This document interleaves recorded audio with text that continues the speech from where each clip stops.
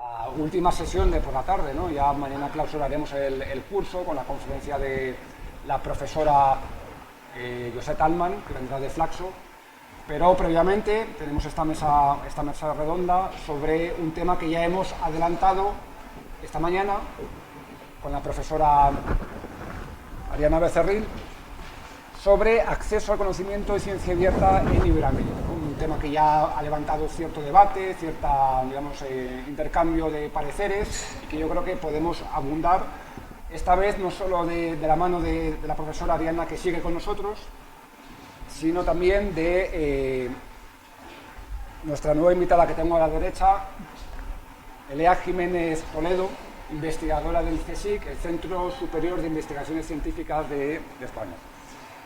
Muchas gracias por aceptar nuestra invitación y la verdad es que es un lujo contar con una voz tan reputada. Voy a presentarla brevemente, ¿no? A Ariana no hace falta que vuelva a presentarla, ¿no? La profesora y directora ejecutiva de la LIC, pero déjenme unas palabras introductorias para comentar muy brevemente el perfil de Elea Jiménez Toledo. Es doctora y licenciada en documentación por la Universidad Carlos III de Madrid.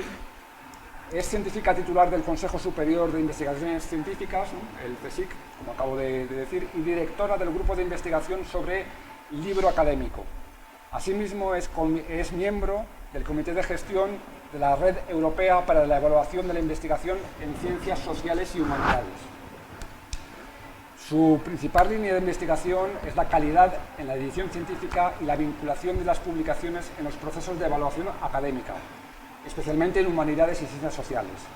Y entre sus proyectos de investigación ha coordinado libros sobre acceso abierto en América Latina en colaboración con distintas universidades, con distintos organismos latinoamericanos, como por ejemplo la Fundación EULAC. Bueno, de nuevo, como sucede con la mayor parte de los ponentes, su perfil curricular daría para extendernos un poco más, pero yo creo que con estas pinceladas ya se hacen una idea. De nuevo, agradecerte la presencia aquí. El orden de intervención, de hecho, va a ser el que Elea nos presente un poco la visión de la materia y la temática que nos convoca a esta mesa. Posteriormente tomará la palabra Ariana, y finalmente yo diré algunas palabras que enlazan con el contenido de los cursos, con el contenido del curso, para abrir enseguida la conversación con ustedes, que es casi lo más relevante. Así que gracias de nuevo, y Elea, cuando quieras. Bueno, buenas tardes a todos. Muchas gracias, José Andrés, por la presentación, por la invitación para estar en este curso. Y bueno, habéis tenido una introducción magnífica por parte de Ariana esta mañana. Yo trataré algunos temas que creo que a lo mejor ella ha tratado menos, pero seguro que vamos a poder tener la oportunidad de discutirlos, ¿no? Bueno, seguramente sabéis, si estáis ya en fase o estáis haciendo trabajo de investigación inicial, que estamos insertos en un marco de investigación actual, que es el de la ciencia abierta, que implica trabajar de una nueva manera, de una manera colaborativa, compartiendo recursos, compartiendo estructuras, publicando en abierto, no solamente las publicaciones científicas, sino los datos que se generan dentro de los proyectos de investigación, y que además todo eso se hace con una vocación o con un interés primordial, que es que la investigación realmente llegue a la sociedad, llegue a aquellos sectores de la sociedad que necesitan de esos resultados de investigación. De alguna manera, el concepto de ciencia abierta comporta unos valores que son esenciales y que nos recuerdan el deber que tenemos los investigadores para con la sociedad, ¿no? Seguramente Ariana os ha comentado esta mañana, o lo habréis experimentado vosotros como jóvenes investigadores, que el movimiento de publicación en abierto se desarrolló con mucha fuerza en América Latina, bueno, en todo el mundo, pero en América Latina con un modelo muy especial, que es el de las revistas diamante, es decir, de aquellas revistas que no cobran por publicar y que son sostenidas con cargo a los presupuestos de las instituciones académicas en la mayor parte de los casos. Y sin embargo en Europa pues todo eso se ha movido de otra manera y hay unos modelos de edición, de publicación, modelos de negocio que son muy controvertidos porque implican que el movimiento de acceso abierto a la publicación ha sido privatizado y tomado por los grandes grupos editoriales que cada vez se lucran más con la venta de los contenidos que generan los propios científicos. Esto seguramente lo habréis tratado esta mañana.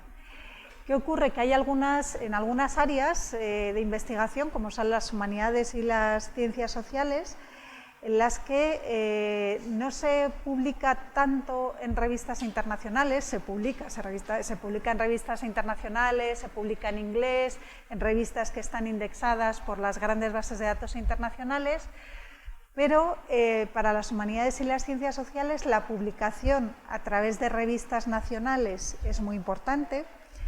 A través de capítulos y de libros académicos es muy relevante y especialmente en algunas disciplinas de las humanidades.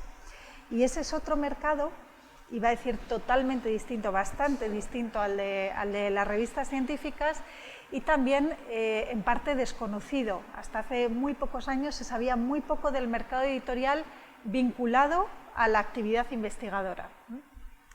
Y de hecho la evaluación de la actividad investigadora, cuando consideraban los libros, que era de manera ocasional y con un peso muy bajo para los libros, se producían evaluaciones un tanto a ciegas porque no se conocía el sector editorial, no se conocían las editoriales, las prácticas editoriales, el tipo de catálogo, la calidad, en definitiva, del proceso, ¿no? Entonces esto representa un reto y un problema a partes iguales, digamos, para nuestra comunidad, para la comunidad iberoamericana.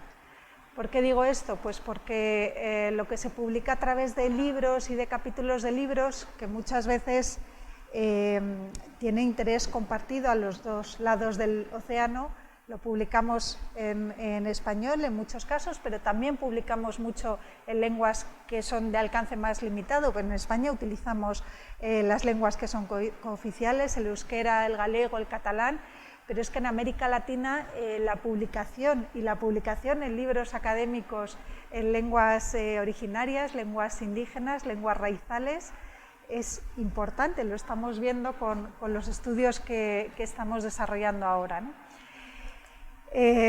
Por un lado, aquí me gustaría comentar la importancia del idioma vinculada precisamente a la responsabilidad que como investigadores tenemos para con la sociedad.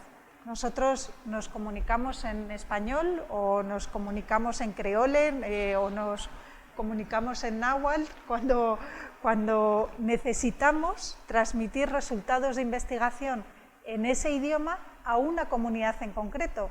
No tiene sentido que yo esté publicando en inglés unos resultados de investigación que puedo publicar en inglés, puedo enviar a una revista, a una editorial y publicarlo en inglés, pero es que a lo mejor a quien yo quiero llegar es a un determinado país, a la industria editorial colombiana, a los editores de aquí, a las fundaciones, etc. Entonces utilizamos nuestro idioma, y eso sucede así en gran parte de la academia de todo el mundo, utilizamos nuestro idioma para llegar a los destinatarios naturales de esa investigación.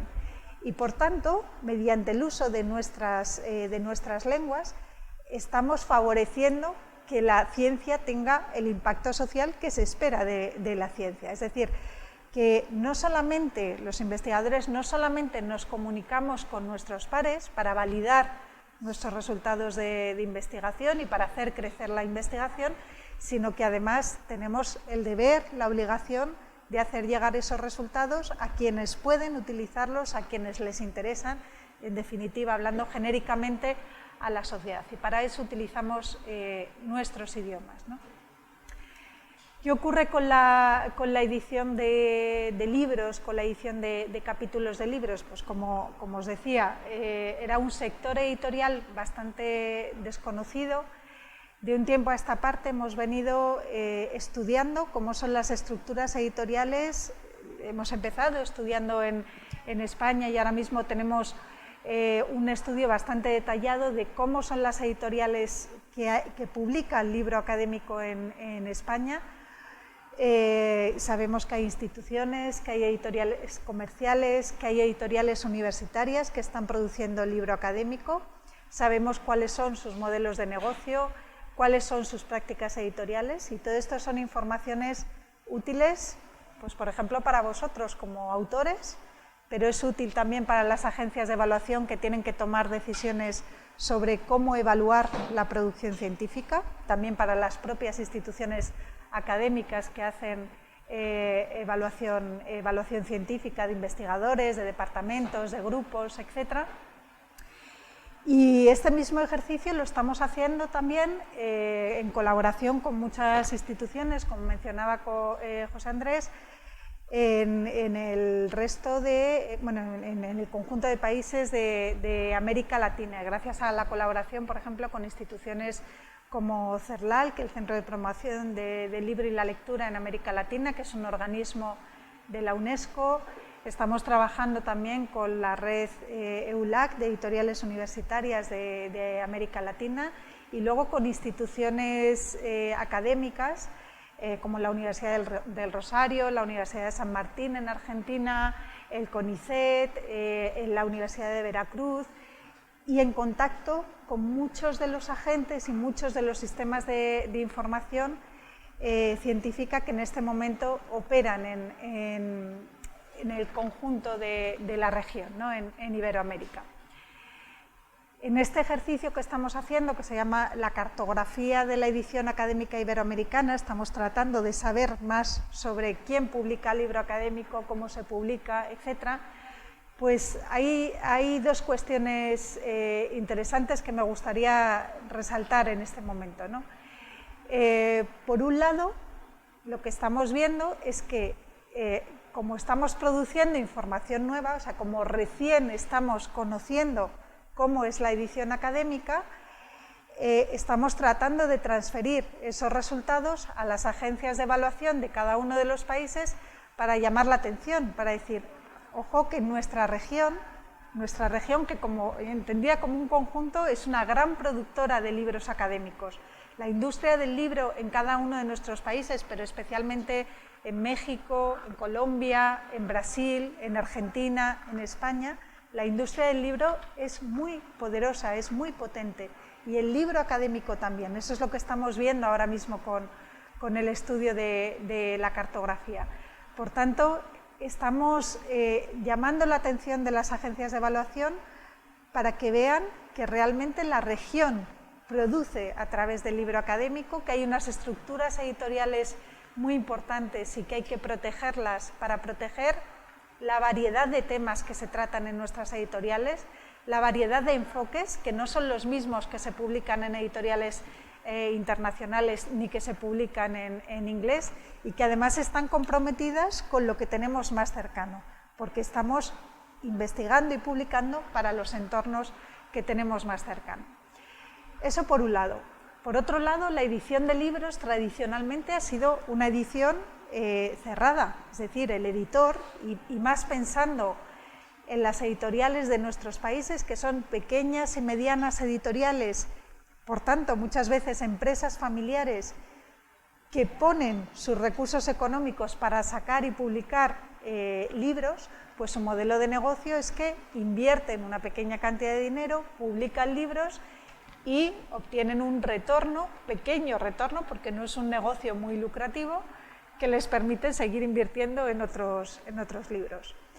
Claro, a estas pequeñas editoriales, a las que sí que hablamos de acceso abierto, de lo que es el movimiento de acceso abierto y de la necesidad de hacer llegar los contenidos científicos en abierto a comunidades amplias, pues el modelo de negocio no les cuadra, porque si ellos publican en abierto, pues dejan de ingresar, y si dejan de ingresar tienen que cerrar la empresa editorial. ¿Qué quiero decir con esto? Que el cambio de modelo para una editorial, pequeña o mediana, y sobre todo pensando en que hacen libros académicos, no publican libros de ficción con grandes tiradas y bestsellers millonarios, ¿no? de ingresos millonarios. Cuando hablamos de un cambio de modelo, de una transición hacia el acceso abierto, tenemos que pensar cómo es la estructura editorial, y si la estructura editorial es de pequeñas y medianas editoriales, tenemos que pensar en que los países, conscientes del compromiso con la sociedad, conscientes de que hay que hacer llegar resultados de investigación a la sociedad, y además sabiendo que gran parte de nuestros países están suscribiendo todas las declaraciones de acceso abierto, y sobre todo estamos ya en un marco de políticas científicas que promueven e impulsan el acceso abierto y la ciencia abierta, pues es necesario pensar en modelos que apoyen a esas pequeñas y medianas editoriales para que puedan dar el salto a lo abierto. Y esto no es descabellado, no es una ocurrencia que he tenido en este momento, sino que realmente en otros países esto ya se ha planteado, y hay muchas iniciativas internacionales que apuestan por la edición de libros en abierto, y que precisamente lo que han hecho ha sido replantearse el modelo de financiación de la edición, ¿no? Por poner un ejemplo, en el Reino Unido existe el proyecto Coping, mediante el cual una institución, que es Research England, pone una gran cantidad de dinero para promover un programa de publicación en abierto, un programa de publicación en el que entran muchas de las editoriales que ya estaban publicando libro académico, pero que de alguna manera se ven apoyadas, reforzadas, ayudadas para poder publicar sus libros en abierto, con la misma calidad con la que lo hacían, con el mismo rigor en los procesos editoriales y con sus propios criterios editoriales en cuanto a conformación del catálogo, pero con una ayuda institucional que permita que esos contenidos lleguen a la sociedad sin que se vea comprometido, pues, el modelo de negocio que tenían las editoriales, ¿no? Eso mismo, bueno, eso lo han hecho en el Reino Unido, se está haciendo en Suiza, el proyecto Knowledge and Latch, que sigue otro esquema, pues es parecido, porque tiene, digamos, la misma filosofía de poner en abierto los libros y buscar un modelo de financiación alternativo para el acceso abierto. Pues eso mismo no está planteado a escala regional, y eso nos hace perder competitividad con nuestros contenidos en la red.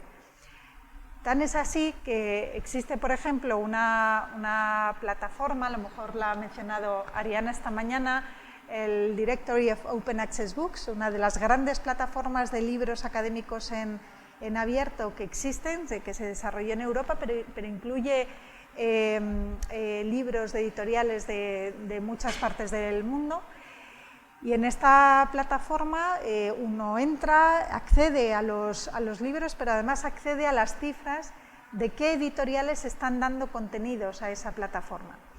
Y hay editoriales, como digo, de muchas partes del mundo, de muchos países, que publican en distintos idiomas, y ahí vemos obviamente la preponderancia del inglés como lengua franca que es, con el peso que tiene, el peso como lengua global de ciencia. Vemos el alemán, vemos el francés. En Francia se ha apostado mucho por la edición en abierto también de libros.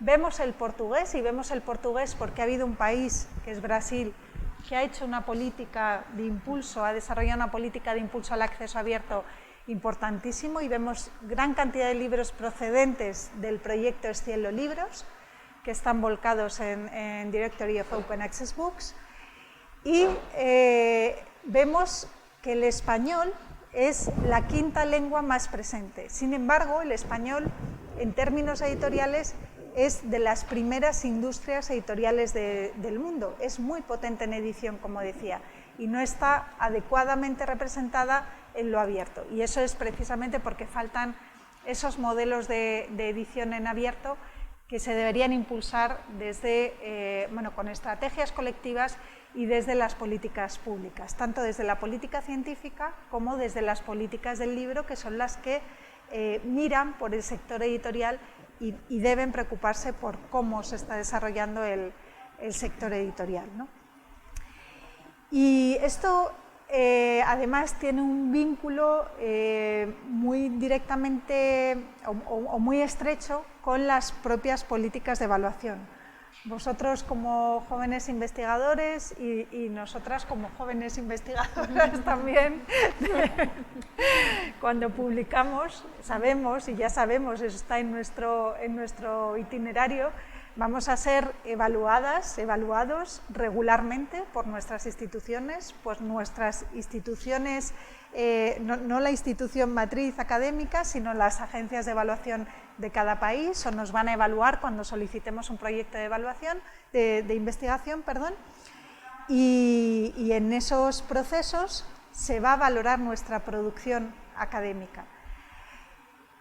Ahí es muy importante saber y tener muy presentes todos los cambios que está habiendo actualmente con respecto a los modelos de evaluación. De un tiempo a esta parte, bueno, el modelo que digamos ha predominado durante muchísimos años ha sido que lo que se publicaba en revistas internacionales, indexado en bases de datos internacionales y situado en los primeros cuartiles, era lo que garantizaba una evaluación positiva en un proceso de evaluación.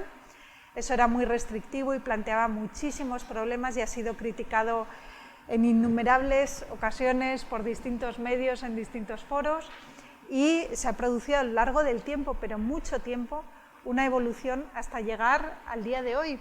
Ayer mismo, y yo creo que Ariana lo ha comentado esta mañana, ayer mismo se produjo se dio un paso importantísimo en la evaluación de la ciencia en Europa, pero yo creo que va a tener repercusión mundial, que es que se aprobó por parte o se publicó por parte de Science Europe un informe que aboga por la reforma del sistema de evaluación y en el que han participado 350 instituciones académicas, más de 40 países distintos, y ahí se aboga por valores de los que hemos ido mencionando ahora mismo, ¿no? Por una ciencia abierta, por una publicación abierta que implica un compromiso con la sociedad, que implica un impacto social de la investigación que se está haciendo. Aboga también por el multilingüismo, por la variedad, por la inclusión en la actividad científica, y elimina o relativiza o quita el peso que tradicionalmente y durante muchos años han tenido medidas como el factor de impacto o el índice H, ¿no? Con lo cual estamos en un momento, yo creo que en un momento único, feliz, diría yo, para quienes hemos venido defendiendo otras formas de comunicación que existen pero que no se defendían en los procesos de evaluación, que precisamente es esa comunicación científica que tiene que ver o que se vehicula a través de revistas nacionales, a través de libros, pero a través de muchas otras formas de producción que se generan en las distintas áreas de conocimiento. Y bueno, yo creo que esto, y también por dar lugar ahora al debate y al intercambio, creo que esta noticia, que ya os digo que es de ayer, pero que es fruto de un trabajo que se ha venido haciendo durante muchísimos años, es algo muy importante para vosotros que estáis empezando a hacer investigación ahora mismo, porque cambia realmente el paradigma de la evaluación y ensancha las posibilidades de itinerarios diversos en investigación y sobre todo es esperanzador para considerar, pues eso, la diversidad de formas de comunicar la ciencia, la diversidad de lenguas, de formatos para comunicar la ciencia en nuestra región y también internacionalmente. El objeto de atención de este curso es Iberoamérica y por eso me he querido referir a todo ello, pero pensad que modelos así de abiertos favorecen en realidad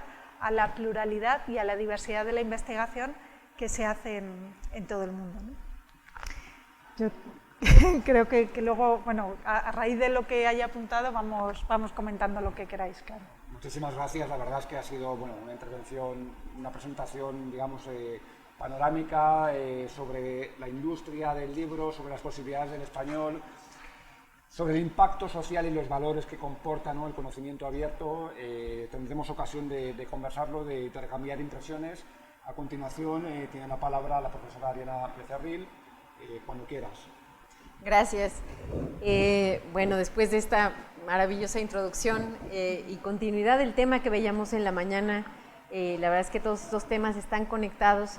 Hay un tema que en la sesión de la mañana no me dio tiempo de abordar, y miren que abordamos una gran cantidad de temas por la mañana, pero cuando hablábamos de la industria del prestigio y lo que comenta Aurelia respecto a este acuerdo de organizaciones a favor de la evolución en la evaluación de la investigación, hay un tema importante que hay que tomar en cuenta, tanto bueno, pues en la producción de conocimiento en general, tanto en la parte de la publicación de revistas científicas, pero también en la parte de la publicación de libros y de cualquier otro formato en donde se comunique y nos sirva para circular la ciencia. Y es el tema de, una vez, digamos, atacando, si me permiten ese término, la industria del prestigio, que actualmente está cimentada sobre métricas criticables, polémicas, poco transparentes, por decirlo menos, pues entonces tal vez nos preguntemos, ¿y qué pasa entonces si no hay una industria del prestigio? Si entonces ya no voy a publicar en una revista por una marca, que hablábamos en la mañana de la equivalencia del título de una revista con respecto a una marca y lo que eso significa para un investigador actualmente en los sistemas de evaluación básicamente del norte principalmente. ¿Qué pasaría entonces si no se jugara así? ¿Qué pasaría si entonces no hay una industria que me diga quién es quién con base en cuartiles o en deciles? Ya por ahí nos comentaba también el colega de Venezuela, ¿cierto? Ese tipo de exigencias. Entonces, ¿cómo podemos identificar cómo circula el conocimiento, dónde puedo publicar, si pensáramos en un sistema no comercial como el que planteábamos en la mañana, ¿no?, que básicamente pudiera abarcar tanto la vía diamante, la vía verde y otras formas de circulación del conocimiento? Bueno, pues hay algo en lo que hemos trabajado nosotros mucho desde el ámbito, y ahora me voy a poner la gorra o el sombrero de ingeniería y de tecnología, porque me parece que es también un punto importante que hay que tomar en cuenta, entendiendo y reservando lo político, que sabemos que ahí es donde principalmente se toman las decisiones y el curso y el futuro de este sector. Pero hay una cosa importante que hay que tomar en cuenta, y es que se puede buscar una visibilidad orgánica.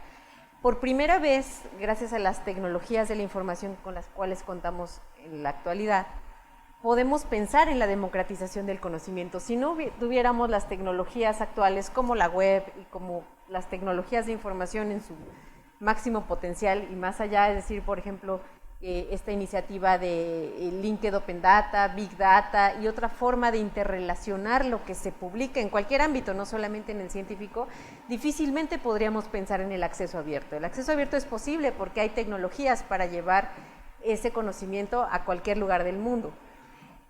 Entonces, en ese sentido, ¿qué papel juegan las tecnologías en esta nueva industria de la publicación y de la circulación de conocimiento? Pues un papel fundamental, ¿no? Ya hablábamos por la mañana también del tema de multilingüismo y cómo podríamos empezar a pensar que la ciencia no necesita una lengua franca, porque tenemos también tecnologías que nos ayudan a poder comunicarnos en el idioma local. Ahora bien, si nosotros pensamos y conceptualizamos un artículo científico como un medio a través del cual se comunican hallazgos de un proyecto de investigación o de una investigación en general, entonces podemos visualizar un artículo científico, ya no una revista, hablo de un artículo científico, como una entidad que va a llevar el conocimiento a otros lugares, como el vehículo que lo va a llevar a otros lugares. Pero ese artículo científico en sí mismo puede tener, a su vez, muchos pequeños componentes de ese conocimiento. Es decir, tiene probablemente una estadística añadida, tiene un gráfico, tiene una fundamentación teórica, tiene una metodología escrita que se incluye dentro del artículo científico. Bueno, pues, ¿qué es lo que hemos trabajado mucho desde Redalic? Es trabajar en la parte de esquematización tecnológica de un artículo científico, es decir, que yo pueda partir ese artículo en pequeños componentes, en unidades de información mucho menores al artículo científico y que eso sea procesable. ¿Por qué es importante que sea procesable? En primer lugar, porque cuando un documento, un artículo científico y en general todos los datos añadidos a una investigación se comunican de manera procesable, entonces es que la ciencia puede ser repetible, puede ser, se puede realizar un escrutinio público de lo que se está publicando en ese artículo científico con fines de ratificar o refutar en el futuro el conocimiento que se está publicando y sin esa refutación pues no hay ciencia, porque sabemos que la ciencia justamente trata de eso, ¿no? De poder construir conocimiento sobre el conocimiento previo generado. Entonces, ¿qué permiten ahora las tecnologías de la información? Pues que sea repetible, que yo pueda tomar datos que fueron insumo para una investigación y sobre esos construya nuevos datos, construya nuevo conocimiento o compare con el conocimiento que ahora estoy generando para, no sé, podemos analizar una tendencia, por ejemplo, una evolución, análisis predictivos, en fin, la ciencia se construye así. Y entonces no basta con publicar en abierto, sino que hay que ir un poco más allá, ¿no? Y ese un poco más allá tiene que ver con eso, con poder, el conocimiento publicado junto o de la mano con la tecnología nos permite conectar este conocimiento en sí mismo, unos artículos con otros, conocimiento generado en una disciplina con otra disciplina, en una región con otra región. Eso es lo que permite el acceso abierto. ¿Para qué? Para, por ejemplo, proveer servicios de búsqueda, de descubrimiento de información que vayan más allá de lo tradicional. Cuando usamos Google, que nosotros lo que hacemos es teclear unas palabras y nos arroja 5 millones de resultados que nadie es capaz de procesar y de entender y solo podemos ver los 3 primeros. Bueno, pues a través de esta conexión del conocimiento podemos generar servicios mucho más enriquecidos de acceso a la información. Pero también podemos hacer otro tipo de procesamiento de la información para generar mayor conocimiento. Un poco regreso a la premisa original. Entonces, el acceso abierto tiene también otro potencial que no nos dio tiempo en la mañana un poco de discutir sobre ello, y es el potencial de poder maximizar el uso, si me permiten esa palabra, del conocimiento científico, la aplicabilidad, la generación de mayor conocimiento a partir del conocimiento en abierto. Y cuando el conocimiento es cerrado, todo esto es limitado. O cuando el conocimiento se publica en acceso abierto comercial, ya veíamos en la mañana que inclusive aunque paguemos una PC por publicar, muchas veces las editoriales nos limitan lo que podemos hacer con ese artículo. Tal vez sí va a estar en abierto, lo vamos a poder leer, pero no lo vamos a poder procesar junto con otros. La minería de texto y la minería de datos está restringida por parte, por ejemplo, de Elsevier, aunque paguemos una PC por publicar. Entonces, este tipo de cuestiones hay que preguntarnos mucho cuando nosotros o cuando ustedes busquen dónde publicar, qué es lo que después puedo hacer con ese artículo científico, qué tipo de acceso abierto se va a publicar, porque de eso va a depender el uso y la aplicabilidad y el impacto social que bien comentaba Elea del conocimiento que se va a generar. Todo eso aplica, por supuesto, a las revistas científicas y están evolucionando hacia un esquema que se ve como un esquema tecnológico que se llama XML, que es un lenguaje a través del cual podemos maquetar un artículo científico de manera muy granular para poder diseminar estos componentes de manera muy granular, que también está hecho para los libros, que el acceso abierto es totalmente compatible con este estándar tecnológico, y más que un estándar tecnológico es eso, es la capacidad de maximizar el impacto que puede tener la ciencia cuando se publique en abierto. Quería tocar este tema porque no lo pude comentar en la mañana y tal vez pueda complementar un poco lo que ya habíamos dicho, ¿no? Sí, creo que ha sido... Sí, a propósito de esto que decía Ariana, me parece que es fundamental tratarlo porque efectivamente tiene que ver con la manera en que se trata técnicamente los contenidos desde el mismo momento de su producción y todas las implicaciones que tiene, como bien comentaba ella, bien para generar nuevo conocimiento, para reutilizarlo, para interconectarlo con otras informaciones, otros resultados que se generan, pero es que además hay otra vuelta de tuerca para ello, y es que el trabajar con estos lenguajes de marcado como el XML, con anotaciones semánticas, con determinado tipo de procesamiento del texto digital, permite formar parte de sistemas de información. Pongo por ejemplo el caso de Dimensions, este gran buscador de literatura científica universal de todos los países y multilingüe, empieza a ser multilingüe. Para entrar en ese sistema de información, a los productores de contenido, es decir, a los editores fundamentalmente, se les pide trabajar con XML. Si no se trabaja con XML no se puede entrar, pero si se entra en un universo en el que toda la literatura científica que está ahí indexada está interconectada, como bien decía Ariana, y permite obtener métricas alternativas que son una ayuda, que son un apoyo a los procesos de evaluación. Entonces, escucharéis muchas veces en estos momentos, además del cambio de modelo de evaluación, cómo debemos y podemos recurrir a nuevas métricas para la evaluación. Esas nuevas métricas no surgen porque sí, necesitan apoyarse muchísimo en todos los procesos de digitalización y de tratamiento de los contenidos que están en la red. Por tanto, para vosotros también como autores, cuando trabajéis con editoriales, cuando trabajéis con revistas, será muy importante saber cómo se está tratando desde el punto de vista digital vuestro texto, vuestro contenido, para saber las posibilidades que se abren. Y eso tiene mucho que ver también con la producción de conjuntos de datos. Los conjuntos de datos que ahora mismo la Ley de la Ciencia en España, que está en periodo, bueno, ayer retrocedió al Congreso, pero está en periodo de revisión.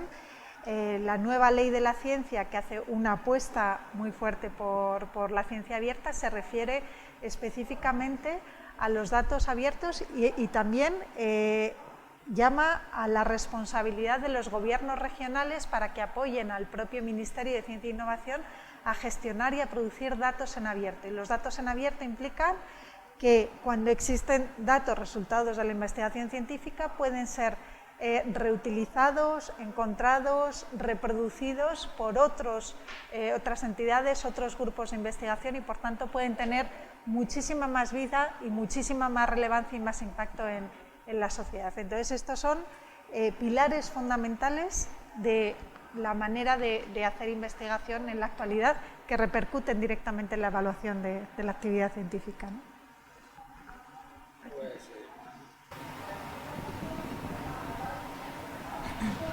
Posiblemente, bueno, podamos seguir discutiendo sobre esto. La verdad es que justo esto que acabas de comentar, el avance de la tecnología para la democratización, ¿no?, del conocimiento es un tema, digamos, de enorme interés, porque entronca realmente con los principios, por así decir, fundamentales o filosóficos, ¿no?, que están detrás de esta mesa y de este espíritu de ciencia y conocimiento abierto, ¿no?, que es realmente el derecho a la ciencia como un derecho fundamental, como un bien público y como un derecho casi humano, ¿no? Y hay un poco de hitos institucionales detrás de ello. A este respecto, mi intervención va a ir un poco por ahí. Voy a intentar, no enrollarme demasiado porque tengo algunas notas preparadas, tengo tendencia a lo mejor a irme, pero a unir estos temas con el sentido, ¿no?, y digamos, y el transcurso de estas jornadas que llevamos juntos. Mi ponencia lo que va a hacer precisamente es, con el objetivo de defender la ciencia como derecho humano, a revisar qué está pasando en la universidad, como el título al fin y al cabo del curso, a revisar qué está pasando con la investigación científica, sobre todo en América Latina, plantear algunas medidas que ya hemos visto que se están tomando a escala europea, a escala española, y finalizar, ¿no?, reivindicando ese derecho a la ciencia y qué trasfondo de sentido existe detrás de ello. Así que, bueno, empezando por el principio, ¿qué está sucediendo en la universidad? Lo apuntaba la profesora Diana esta mañana, ¿no? La misión universidad se está desvirtuando. ¿Qué está sucediendo? Bueno, para empezar, yo creo que conviene distinguir, y aquí recurro a un clásico español, ¿no?, a Ortega y Gasset, conviene distinguir cuáles son las misiones de la universidad. Él distinguía tres: distinguía la formación de cuadros profesionales, distinguía la creación de alta cultura y espíritu crítico, y distinguía por último la universidad como centro de desarrollo científico. Distingue estos tres planos, ¿no? Bien, si nos analizamos estos planos, vemos que hay ciertos riesgos que se están manifestando globalmente en la comunidad iberoamericana y en España en particular, ¿no? En el plano de formación de cuadros profesionales, ¿no? Bien, la universidad se ha masificado y eso es una buena noticia, se ha democratizado, pero hay ciertos riesgos, ¿no? Hay ciertos riesgos derivados de la diversificación de los conocimientos, de la fragmentación, de qué tipo de formación se da, hasta qué punto resulta necesario acudir a la universidad para formarse en algo o no.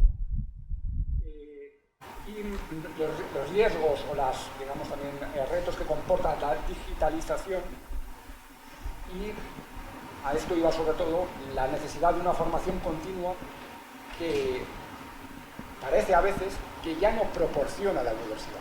Es decir, a menudo, en ocasiones sucede que la universidad da una formación para cuadros profesionales orientada a un trabajo, el trabajador, la trabajadora empieza a emplearse para su empresa, para su institución, y la formación continua ya no corre a cargo de la universidad, sino de su empleador o de su entidad. Entonces, ¿qué sucede ahí?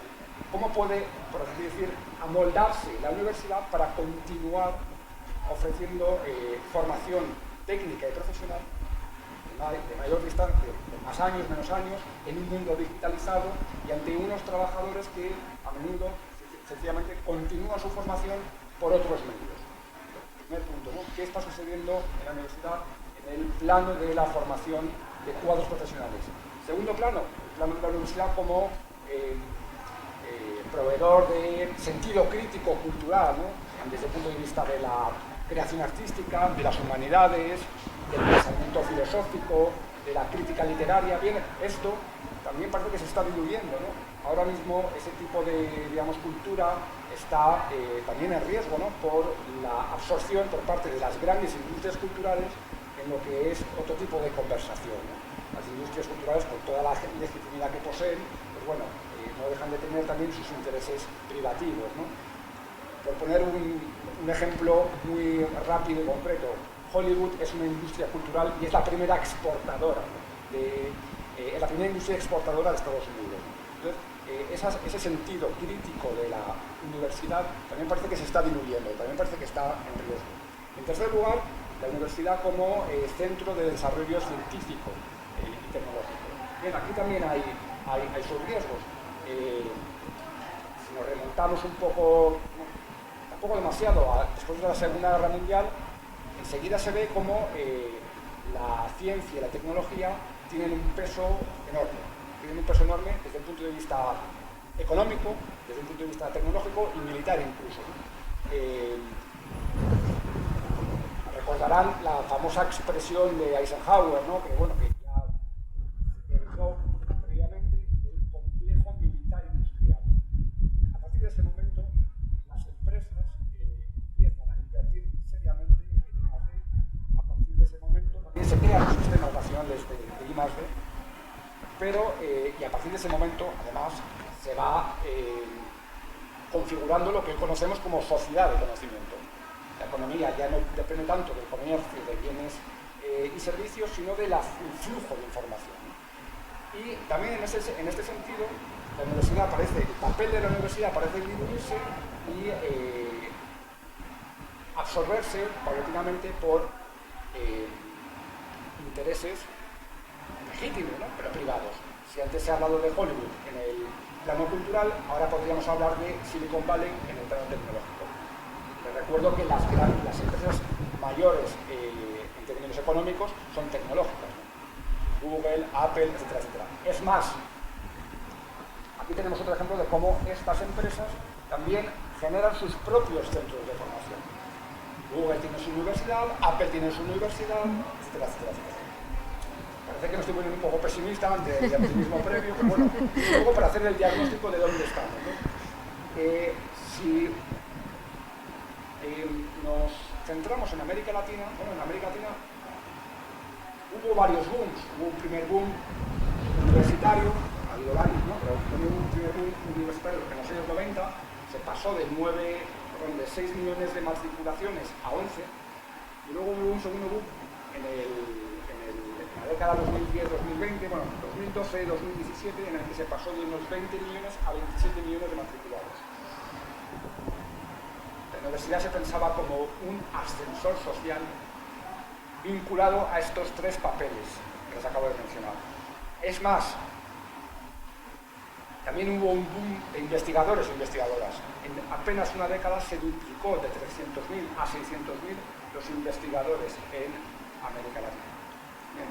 ¿Cuál es el dilema que se plantea a nivel latinoamericano, iberoamericano en general, pero latinoamericano? Pues es el siguiente, que estos investigadores, en 2/3 partes, trabajan para instituciones de educación superior, trabajan para universidades. Esto es algo que diverge con lo que sucedió, acabo de comentar anteriormente, en Occidente, ¿no? En Estados Unidos particularmente, pero en otros países. Un dato o dos: en Corea del Sur o en Suecia, 15-20% de los investigadores trabajan en universidades, el resto trabaja en el sector privado o en sistemas nacionales de I+D. Entonces, ¿qué sucede? Que en América Latina la mayor parte de los investigadores están en las universidades. Y aquí ya desembocamos en las tensiones y los problemas que hemos venido viendo a lo largo de estos últimos días, particularmente, ¿no?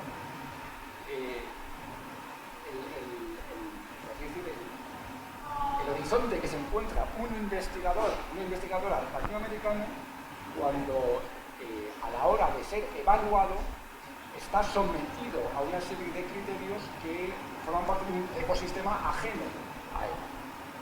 La dictadura del impacto de las revistas científicas, la comercialización del conocimiento y la predominancia del inglés. Piensen en ustedes mismos, cualquiera de nosotros, ¿no? En ese investigador que trabaja en una universidad, ve cómo ese papel de la universidad se está diluyendo y encima está sometido a unos criterios de evaluación por los cuales se ve obligado a publicar en revistas comerciales y preferentemente en inglés. Tiene mucho sentido. Permítanme la paradoja, ¿no? A menudo estas universidades o los sistemas nacionales de I+D financian, esto es lo que estoy diciendo, financian a estos investigadores, les pagan, y esos investigadores en cambio tienen que publicar en revistas privadas. Hay una paradoja insostenible. De ahí, por así decir, la esperanza y el optimismo, ¿no? que en su momento pilotó América Latina, y bueno, y aquí personificado, ¿no? En la profesora Diana, ¿no? Unas plataformas de acceso abierto que fueron, por así decir, aire fresco ante este ecosistema absurdo. Bien, entonces, ante este panorama, ¿qué medidas se pueden adoptar? Bueno, regreso un poco al optimismo. Las medidas que estamos viendo que están empezando a adoptarse, a implementarse y a expandirse por todo el mundo. Políticas que tienen en cuenta la valía de las plataformas como Redalic, medidas que tienen en cuenta a la hora de evaluar no solo publicar en revistas de impacto, sino también de transferir conocimientos. Ahora mismo, precisamente, una de las normativas que está creo que en la ley de universidades, también en trámite, es la de evaluar la transferencia de conocimiento al mismo nivel que la investigación. Esta transferencia de conocimiento ya no tiene por qué hacerse en inglés, se premia o no se castiga de alguna forma hacer la transferencia de conocimiento en el idioma autóctono. Otras medidas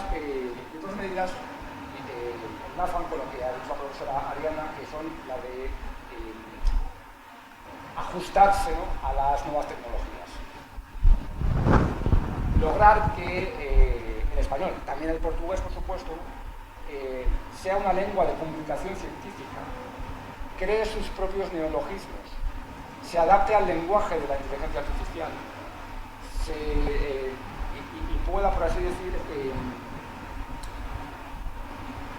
ser una lengua de futuro. Esto es realmente esencial. También es un trabajo propio no solo de programadores, sino también de psicógrafos. Bien, detrás de estas medidas, que son un poco más concretas, y ya voy finalizando,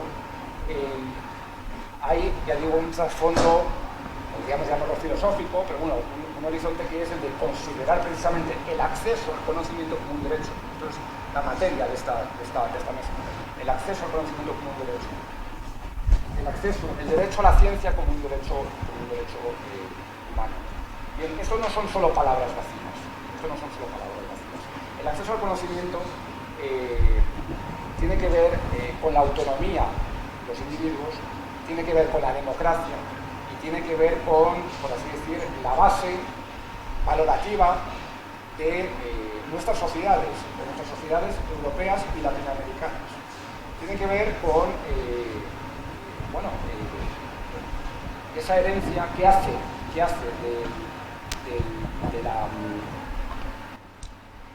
de la pluralidad y de la crítica una esencia de nuestras sociedades. Y esto un poco lo decía. Me hacía mucha gracia esto del escrutinio. Claro, es que esa es la base de la ciencia. Poder refutar, poder avanzar según crítica, ¿no?, según verificación, contrastación y crítica. Y eso solo se hace en un espacio de conversación abierto y racional, accesible a todo el mundo. Eso es lo que está detrás, por así decir, de lo que Kant llamaba el uso público de la razón. De modo que no estamos ante, por así decir, aspiraciones huecas que suenan bien desde un punto de vista, digamos, de acceso o bien común. Detrás hay algo, detrás hay unos valores que compartimos, ¿no?, los europeos y los latinoamericanos, ¿no?, más allá de, digamos, fronteras, más allá de particularidades y de epistemologías que también conviene respetar, pero más allá de esa diversidad muy enriquecedora hay algo detrás, ese espíritu crítico por el cual avanza la ciencia y por el cual también avanza la política hacia la democracia. La democracia funciona igual, a partir de la libertad de expresión, a partir de la crítica, a partir de la contrastación y a partir, ¿no?, de la sustitución de un gobierno por otro por vía pacífica cuando un gobierno no rinde públicamente por su gestión. Así que, me he puesto así un poco tremendo, pero no sé si queréis comentar algo o damos un poco paso ya a la conversación horizontal, por supuesto, con quien quiera hablar. Tenemos el micrófono, creo está que aquí. Está aquí.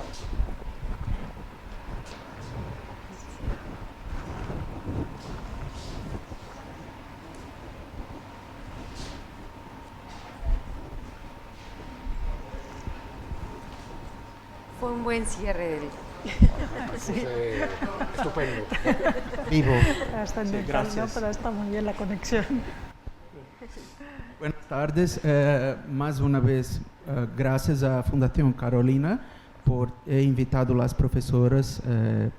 Hay muchas ideas acá para pensarmos juntos, muchos conceptos, problemas, desafíos, miradas también.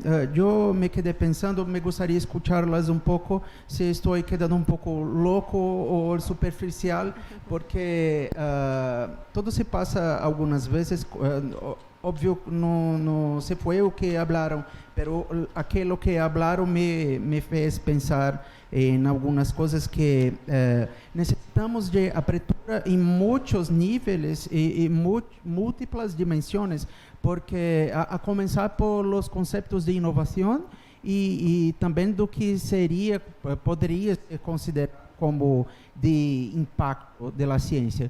¿Por qué digo eso? Porque sabemos que es una cuestión epistemológica y una cuestión epistemológica también porque envolve la relación entre forma y contenido en términos de plataformas, de procedimientos, de metodologías. La profesora González habló muy bien sobre un problema que antes de escucharla yo pensaba que era solamente en Brasil, el problema de las publicaciones en ciencias humanas serem predominantemente en libros y no mucho en revistas. ¿Y por qué? Porque hay periódicos que están en un formato que, aunque se hace ciencia, los artículos no caben en aquel formato.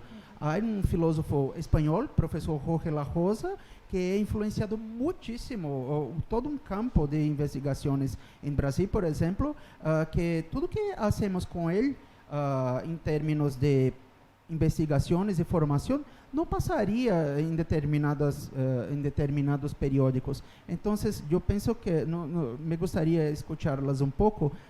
Me parece que hemos caminado en términos de infraestructura, de financiamiento, pero a veces las cosas se pasan como si la innovación pudiese ser apenas material, si nuestra realidad fuese constituida solamente de cosas materiales y no pudiésemos hablar de innovación en las formas de imaginación, las formas simbólicas de producción de nuestra realidad. Eso con respecto a la innovación. Y también el impacto, porque a veces no se produce algo, una botella de plástico, pero se producen nuevas ideas que cambian la realidad de futuros profesores, futuros investigadores. Me gustaría oírles un poco. Gracias. Bueno, me ha parecido muy interesante la intervención, muchas gracias, porque además es que creo que enlaza muy bien con una idea que ha mencionado José Andrés, que es la de la transferencia no materializada en una publicación. Es algo que ahora mismo sí que se está recogiendo en los documentos de política científica como algo que debe ser valorado, como un producto de la ciencia en sí mismo, y que en el caso de las humanidades y las ciencias sociales, vuelvo, tiene muchas particularidades. Si hace 10 años o incluso 5 preguntáramos a alguien qué se entiende por innovación en investigación, ¿qué nos dirían? Nos dirían patentes, nos diría creación de empresas, nos dirían spin-off, nos dirían contratos, tesis industriales o doctorados industriales. Y sin embargo, lo hemos visto analizando 18.000 casos, 18.000 solicitudes o casos presentados al sexenio de transferencia, que es un proceso de evaluación que se ha dado en España para evaluar precisamente las prácticas de transferencia en la investigación, y hemos visto cómo en humanidades y en ciencias sociales los impactos que se generan no tienen forma de patente, no tienen forma de empresa, no tienen forma de contrato, pero tienen forma, por ejemplo, de principios en los que se inspira una ley. Cuando uno lee el preámbulo de una ley, ve, por ejemplo, una ley de dependencia, ve cómo detrás de esa filosofía y de esos principios básicos que rigen la ley, hay un grupo de demógrafos, un grupo de gente especializada en envejecimiento, un grupo de geriatras que están pensando, investigando, generando resultados de investigación para que una ley proteja con evidencias científicas a un determinado grupo de la población. Y ese es un resultado que no se ve en el corto plazo, que no se ve de forma material, no se toca, pero está en el sistema. Entonces hay una cosa muy importante ahí en lo que se está trabajando ahora en nuestro campo de conocimiento, ¿no?, que son los estudios de la ciencia, que es cómo el investigador hace o convence consigue narrar de forma adecuada y contar de forma adecuada a los evaluadores cuál es el bien que genera con su investigación. Yo trabajo en el sector editorial, yo hago estudios sobre la industria editorial y yo puedo contar pues, que si estudio la industria editorial y veo qué medidas se pueden tomar para que las editoriales se digitalicen y lleguen a otros públicos y consigan cambiar el modelo de negocio, etcétera, pues todo eso genera beneficios a la sociedad, a los lectores, a la industria, eso se puede entender, pero hay otro tipo de resultados, otro tipo de impactos que se generan en las humanidades y en las ciencias sociales que requieren de unas habilidades narrativas y persuasivas para convencer a quien te está evaluando y no conoce nuestro campo, ¿no? Un campo determinado en particular. Entonces creo que es un tema interesantísimo. Ahora mismo en el Ministerio de Ciencia e Innovación de España se ha puesto en marcha un programa que se llama DINA, por si queréis seguirlo, que precisamente tiene como objeto de atención, como objeto de estudio, la transferencia de investigación y la innovación, pero innovación entendida en sentido amplio. Y es un tema importantísimo para tener en cuenta en esta fase de la carrera, desde luego.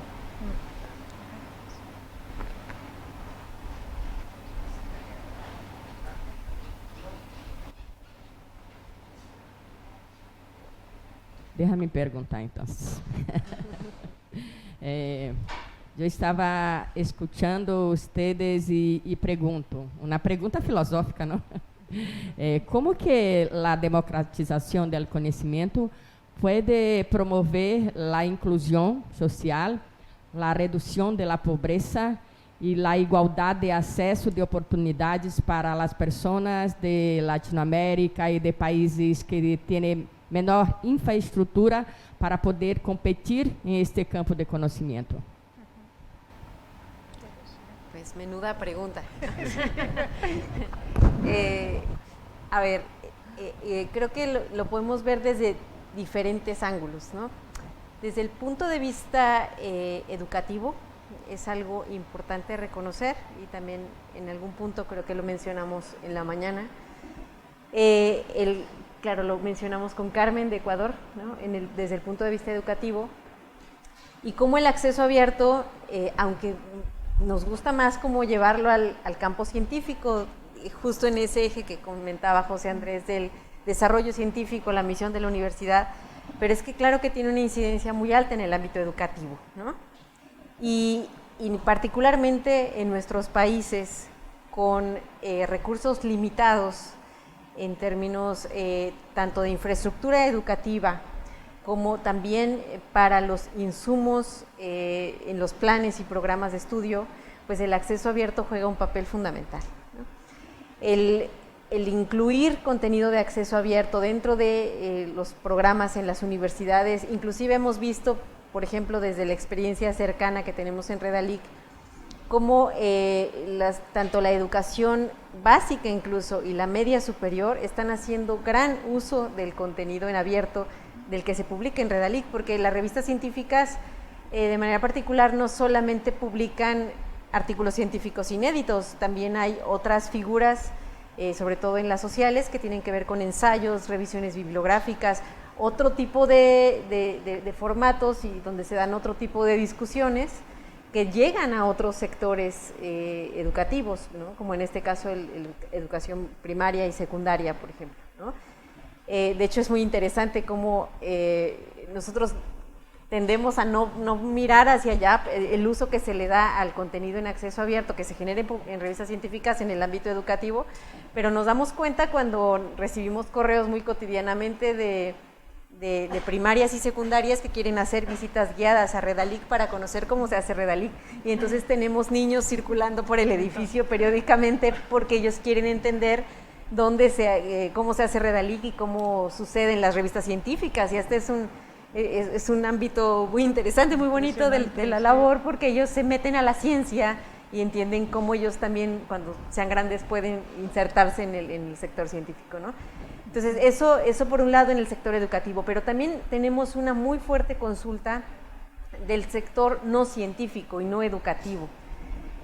cerca del 30% de las consultas, por ejemplo, que vienen a Redalic, provienen del ámbito del hogar, ¿no? Que no están anclados a universidades y no se identifican con estudiantes haciendo las tareas desde casa, sino que más bien son profesionales que pueden dedicarse a la agricultura o a cualquier otro campo profesional, que acceden y terminan llegando a una plataforma que ellos probablemente no sepan que es una plataforma científica, pero buscan un tema aplicado a su profesión y también encuentran una forma de consulta, ¿no? Y eso, digamos, sumado también al tema de la transferencia, que ya se ha comentado aquí, pues es algo muy interesante, porque muchas veces esta forma de socializar y de circular el conocimiento en los sectores no académicos, pero que a su vez tiene un impacto, eso es algo que también debería ser considerado como parte de la evaluación, por ejemplo, del impacto social de la investigación. Entonces, claro que hay muchas aristas del acceso abierto que no se estudian como parte del círculo científico, pero sí que están impactando tanto en el ámbito educativo como en el ámbito profesional fuera del sector científico. Esa sería mi respuesta, no sé si alguien quiere complementar. Bueno, a mí me ha encantado escuchar las visitas a Redalic por parte de y hacemos souvenirs ahora, ¿no? Regalamos stickers a los niños y me parece esencial, porque es una manera de despertar vocaciones científicas también importantísimo.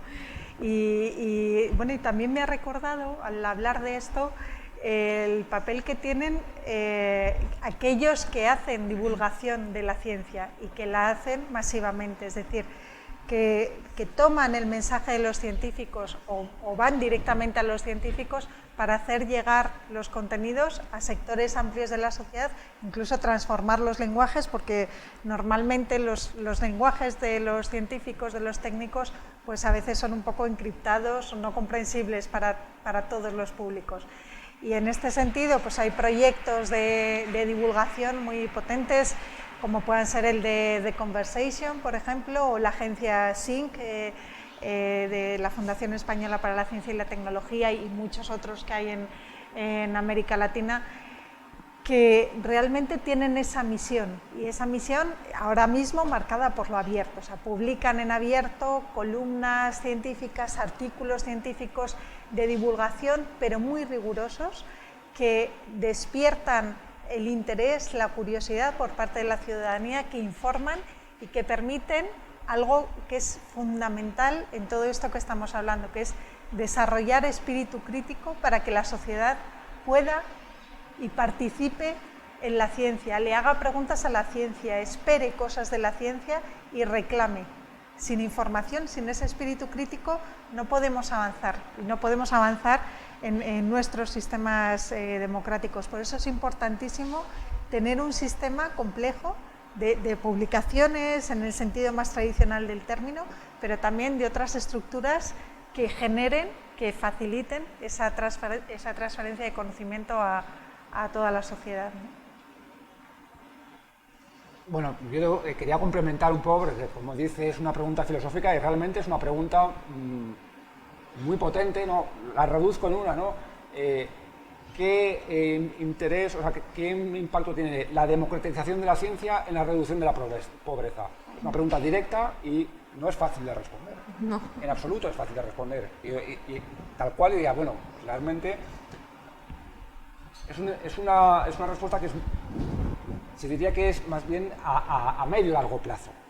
Es decir, estando como estamos en un curso sobre educación superior, hablando como estamos hablando de conocimiento científico, no estamos hablando de alfabetizar a las poblaciones.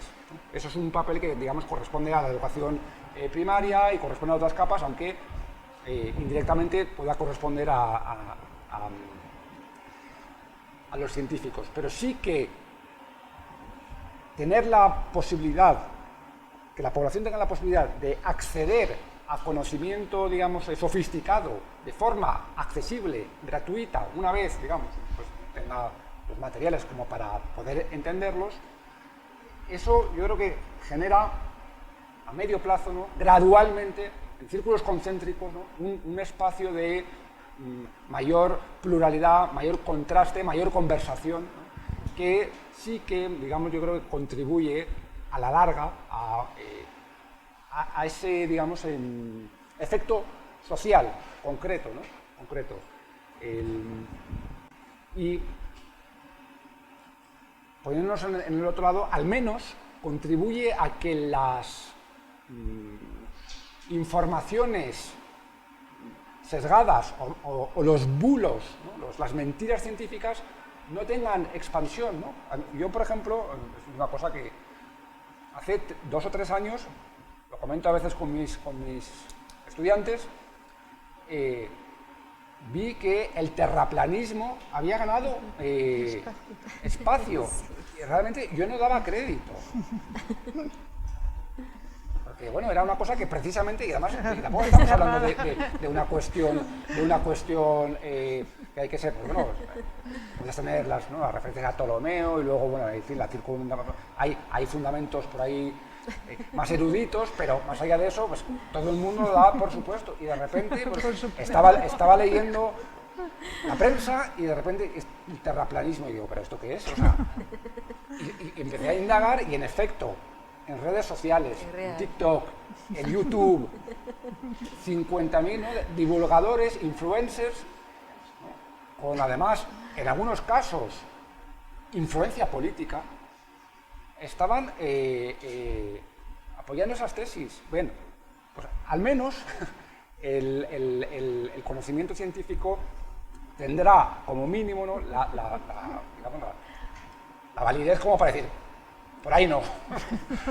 y digo el terraplanismo, como digo, otros muchos, digamos, bulos científicos o fake news a una escala, digamos, más informativa que circulan de forma libre, ¿no? Realmente este es otro tema, otro seminario, otro curso sería, ¿no? Pero como las redes y la tecnología, pese a todo esto que tienen de positivo y estamos tratando hoy, tienen luego un aspecto muy, muy, muy peligroso que se está viendo día tras día, ¿no? Entonces, yo creo que al menos el acceso al conocimiento científico tiene esa virtud. Es la condición necesaria, tal vez no suficiente, pero sí necesaria. Si no hay acceso, no podemos pensar en otra cosa, ¿no? Creo que había otra pregunta por detrás. No, era yo, sí. Bueno, muchísimas gracias a Elea Jiménez por la plenaria. Yo tengo una anécdota muy bonita porque de esto mismo que comentaste, lo último que comentaste sobre la transferencia del conocimiento, hace como 15 días fui a un curso de verano en la Meléndez Pelayo que lo organizó una gente del CECID Ingenio de cómo la investigación... Estaba allí yo. Sí, de cómo la investigación se podía generar impacto socioeconómico. A mí me encantó, ¿no? Entonces, antes de ir, yo decía, si este curso va a ser netamente teórico, ¿qué me van a enseñar? Porque ya yo sé, si van a empezar a hablar de cuartiles, de revistas, yo digo, no, ojalá que no. Pero la verdad que fue una muy bonita experiencia porque, bueno, además que las organizadoras, bueno, todas mujeres, desde las ponentes, todas mujeres, muy dinámica el curso y claro que te da un montón de conocimientos básicos sobre ese concepto tan importante que es el intercambio y transferencia de conocimiento, que en nuestros países, bueno, en el caso de Venezuela, se hace el investigador, más allá de que publique, tiene que ir a las comunidades a hacer extensión, ¿ok? Bueno, y aparte otras labores también administrativas, pero entonces muchas veces cuando investigadores venezolanos hablan con otros investigadores dicen, pero ¿cómo vas a invertir tiempo en ir a una comunidad y explicarle? No se hace, en Venezuela se hace extensión. Yo como trabajé como joven investigador en Venezuela, tenía que ir a las comunidades a explicarles, bueno, mira, cómo se capta la lluvia con este instrumento, estos datos sirven para eso, para la planificación agrícola, o sea, hacíamos extensión. Igual con la aplicación de productos biológicos, la planificación de la siembra y todo aquello, ¿no? Y una experiencia, una anécdota de este curso fue que dentro de esto estaban unas chicas de la Oficina de Ciencia y Tecnología del Congreso de los Diputados. Sí. Entonces yo dije, bueno, este tema yo no entro, porque ni soy español, ni entiendo de política, así es que yo dejo esta clase aquí. Entonces dije, bueno, pero voy a entrar a ver de qué va, ¿no? Y yo quedé encantado, yo decía, esto va a ser de leyes, de política, de diputados que yo no voy a entender. No, para nada. Nos enseñaron a hacer una nota de evidencia científica justamente para llegar a personas, a la ciudadanía, a los diputados, a los gestores, a los planificadores, para entender la ciencia. Entonces es súper útil ese tipo de cursos. Eso era lo que quería comentar. Muchas gracias. Pues cuánto me alegra haberte oído. Sé que bueno, ese curso se celebró en paralelo a un seminario sobre transferencia que tiene que ver con el programa que mencionaba antes, DINA, que es sobre transferencia y que lo promueve el Ministerio de Ciencia e Innovación. Y bueno, y es valiosísimo lo que has contado de Venezuela y de esa, digamos, exigencia para bien de involucrarse directamente en la transferencia cuando uno hace investigación. Eso que es algo natural y que todos esperamos y que muchas veces no se ha dado precisamente porque se ha producido en ocasiones una separación del sistema científico con respecto a la sociedad. Entonces es una experiencia muy valiosa y ahora tenemos la esperanza de que se está recuperando como valor en sistemas científicos en los que se había abandonado un poco y en algunas áreas en particular. Me encanta que disfrutaras el curso con Izaskun Lakuntza, con la Oficina de Ciencia en el Parlamento, ¿no? Me imagino que os contarían. Qué bien.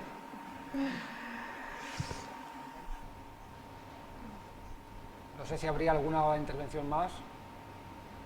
Marco Antonio, ¿no te animas? Estamos hablando de filosofía. En algún momento han hablado de las ciencias sociales y ese sesgo de iconóclata, que así canto peor. No, es para la grabación.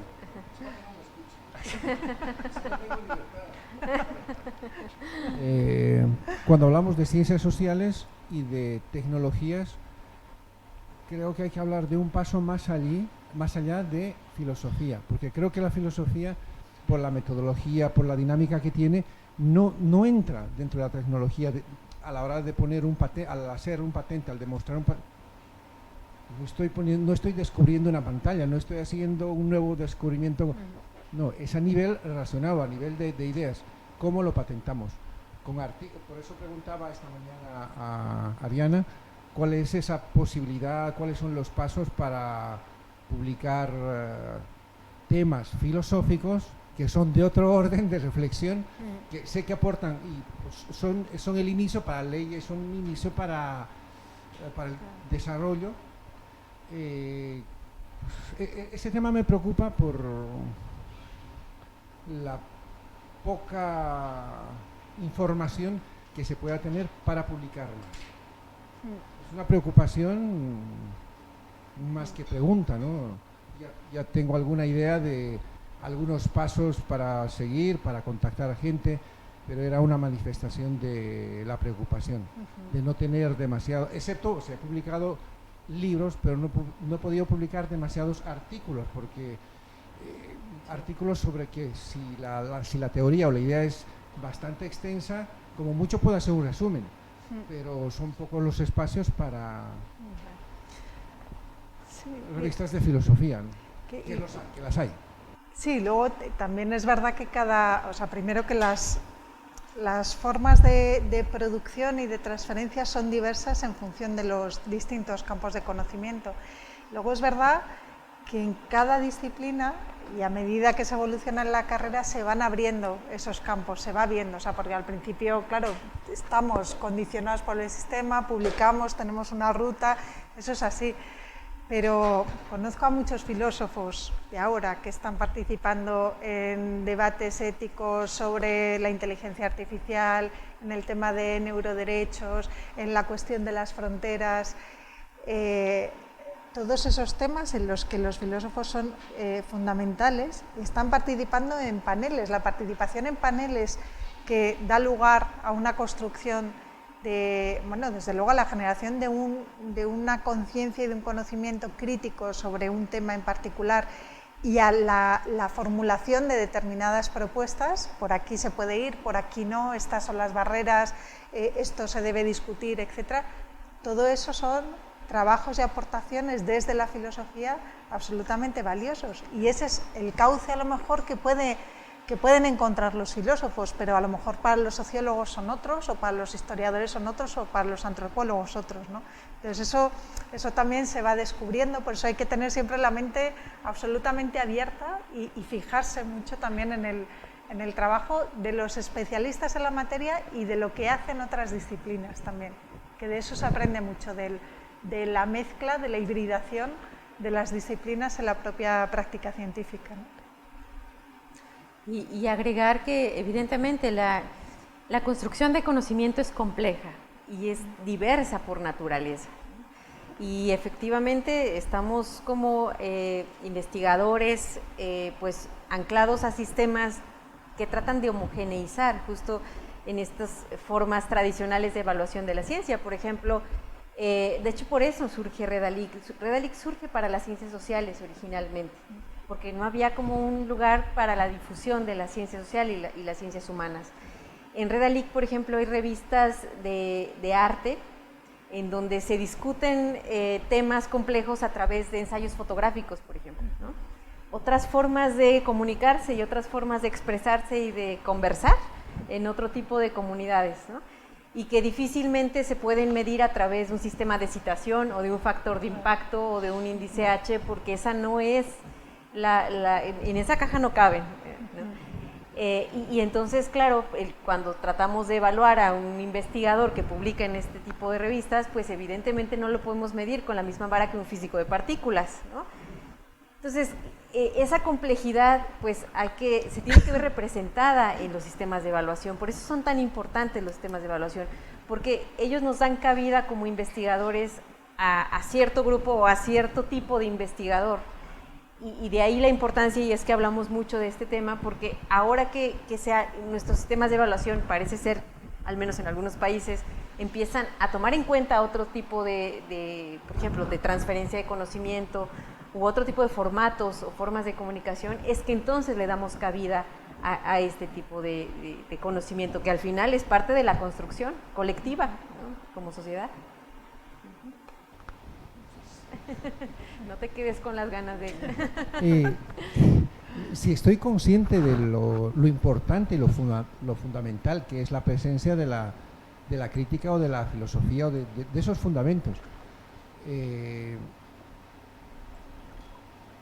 No podría, es mi vocación, no podría decir que no es así. Claro, sé que se puede participar en varios contextos y participamos en varios contextos. Simplemente era el desconocimiento de estas posibilidades de publicaciones, de las pocas posibilidades que existen frente a otras publicaciones tecnológicas, científicas. Era simplemente esto. De acuerdo. Pues nada, bueno, yo creo, simplemente por complementar, que también reclamas una especie de guía para saber cómo avanzar en la carrera científica, y que no los sistemas universitarios y de investigación unifiquen un poco sus criterios para que no...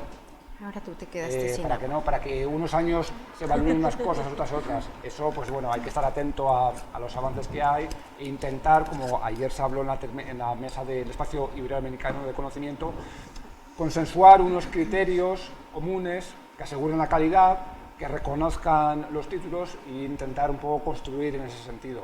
No es fácil, pero estamos en ello. No sé si hay alguna pregunta más. Bueno, pues si os parece, vamos a... Son 1:30, o sea que digamos que estamos un poco en el formato habitual.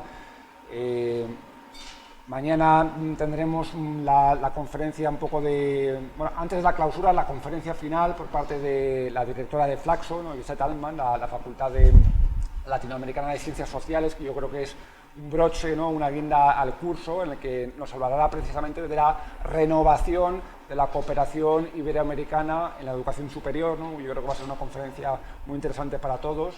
Posteriormente habrá una clausura formal en la que de nuevo el director de la Fundación Carolina estará con nosotros, así que no falten, y agradecerles como siempre, bueno, su presencia y esta conversación. Así que nos vemos mañana y bueno, un aplauso a nuestras ponentes.